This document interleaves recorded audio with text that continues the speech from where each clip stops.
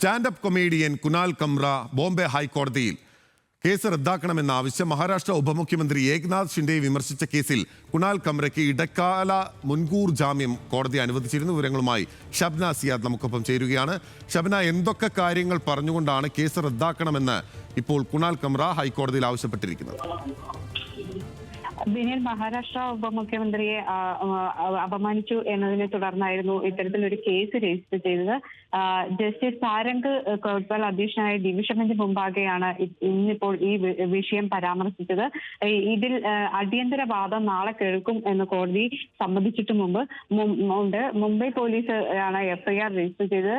നിലവിൽ തമിഴ്നാട്ടിൽ താമസിക്കുന്ന കംറയ്ക്ക് നേരത്തെ ഇടക്കാല മുൻകൂർ ജാമ്യം മദ്രാസ് ഹൈക്കോടതി നൽകിയിരുന്നു. അതിനുശേഷമാണ് ഇപ്പോൾ ബോംബെ ഹൈക്കോടതിയിൽ തന്റെ കേസ് റദ്ദാക്കണം എന്നൊരാവശ്യം ഉന്നയിച്ചത്. താൻ അത്തരത്തിൽ ഒരു പൊതുജന മധ്യത്തിൽ അപകീർത്തിപ്പെടുത്തുന്ന രീതിയിൽ പരാമർശിച്ചതല്ല, ഈ ഹാസ്യം എന്ന രീതിയിൽ മാത്രമാണ് ഈ പരാമർശം നടത്തിയത്. കാര്യങ്ങൾ ചൂണ്ടിക്കാണിച്ചാണ് ഇപ്പോൾ ഈ കേസ് റദ്ദാക്കണം എന്ന് ആവശ്യപ്പെട്ടിട്ടുള്ളത്.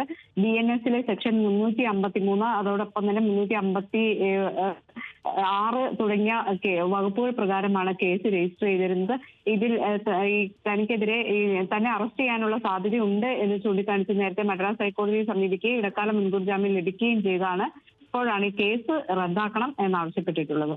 ഓക്കെ, വ്യക്തമാണ്. ഷബ്ന സിയാദാണ് വിവരങ്ങൾ നൽകിയത്. ലീഗൽ ഡെസ്കിൽ.